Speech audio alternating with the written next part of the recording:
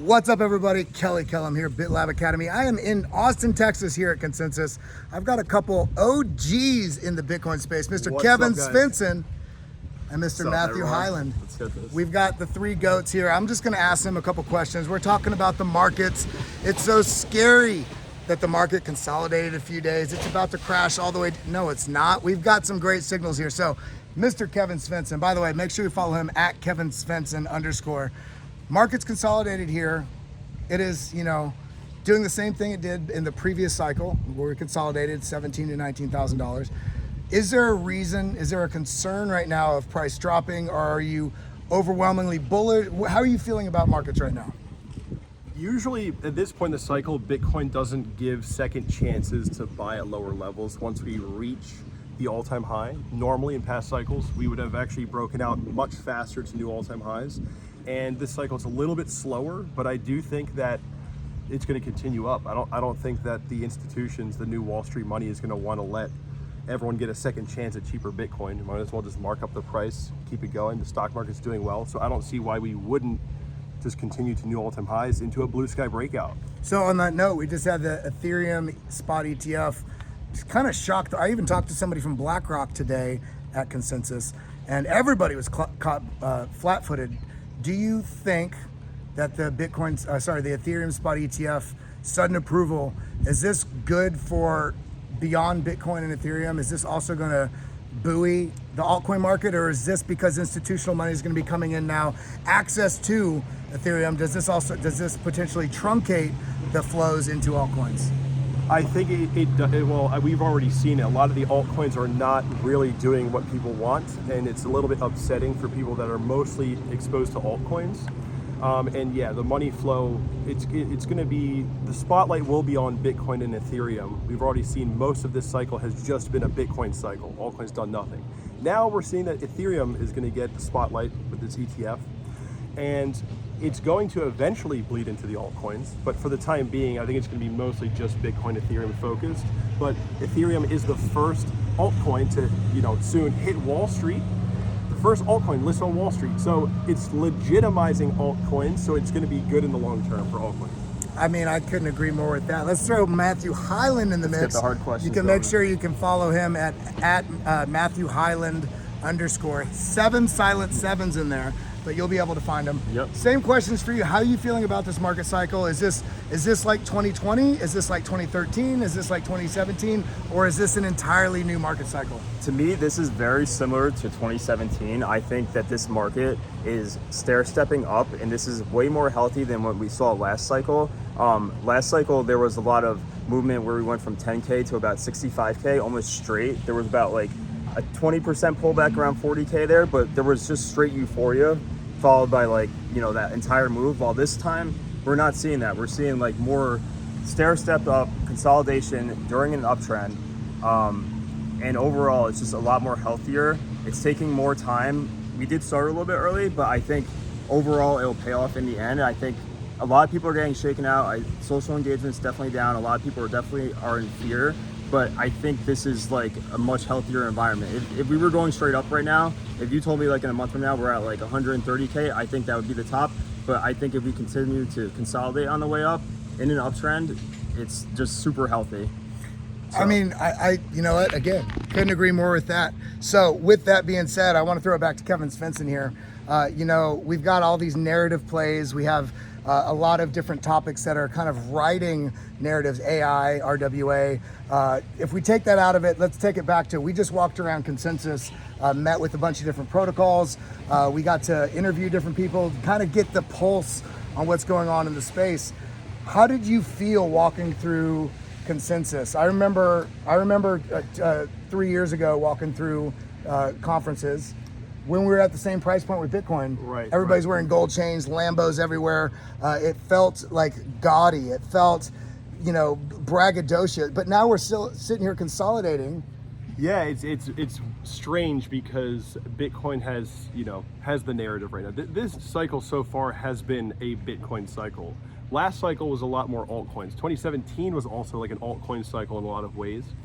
So the narrative is still with Bitcoin, and I think people got used to buying altcoins in previous cycles. So a lot of people are sitting on altcoin positions that aren't performing the way that they want. And even though Bitcoin's sitting near the all-time high, people aren't happy about it.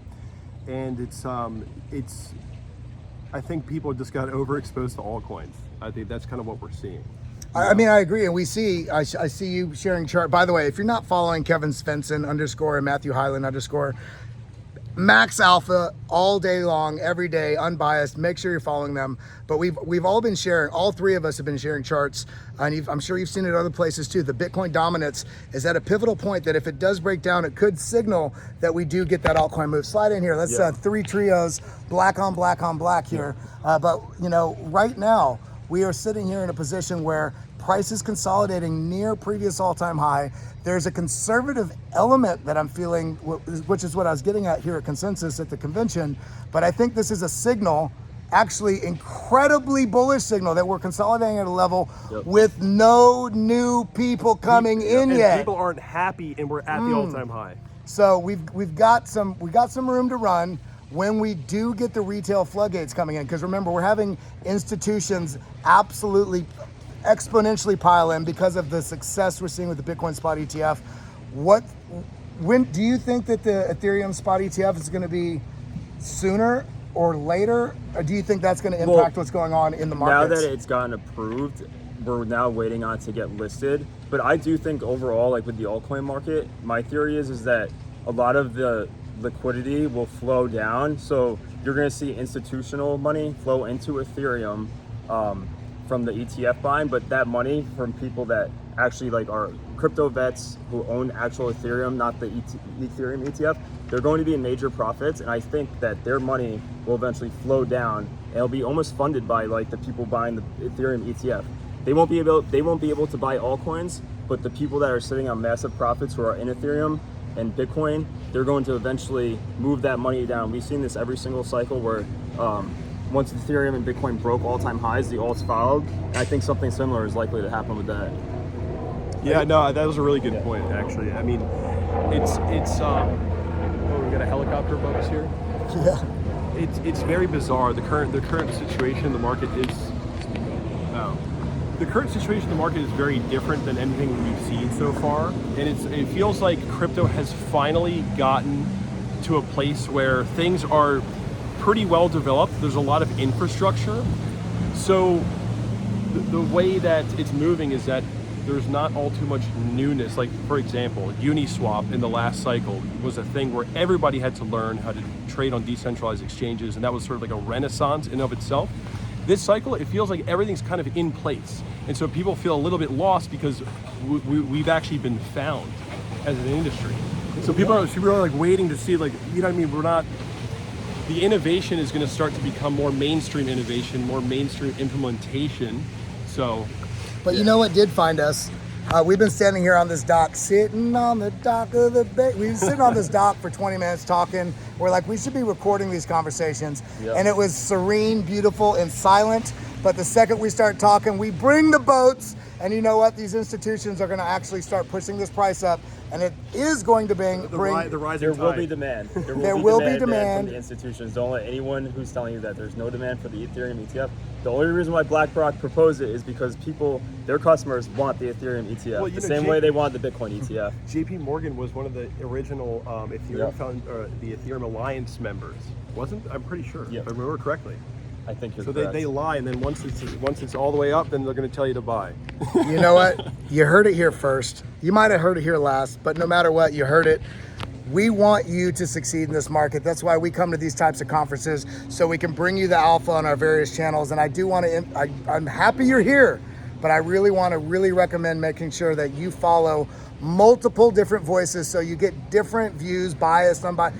That way you can form your own opinion. It's all about your risk management, your risk matrix, your time horizon. If I buy and I make money when I sell, you might not be paying attention at that moment. You got to get this data, and you have to align it with what your goals are, because we are in, I think, we're still going to have a lot of opportunity over the next 15 years, but we're in the last best opportunity. Do not mess this up right now. I'd be looking for buys. Remember, we are in a bullish trend. You buy on dips.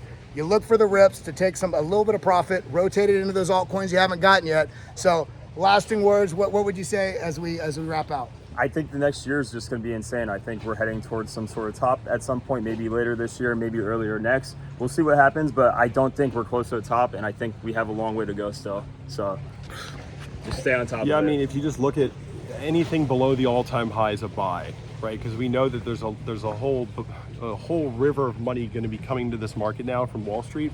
So, like you said, or like I said in one of my videos, don't be the dip, buy the dip.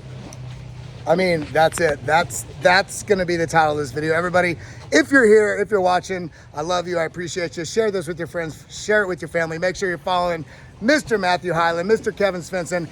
Hit that like button, hit that subscribe button, and ding the bell.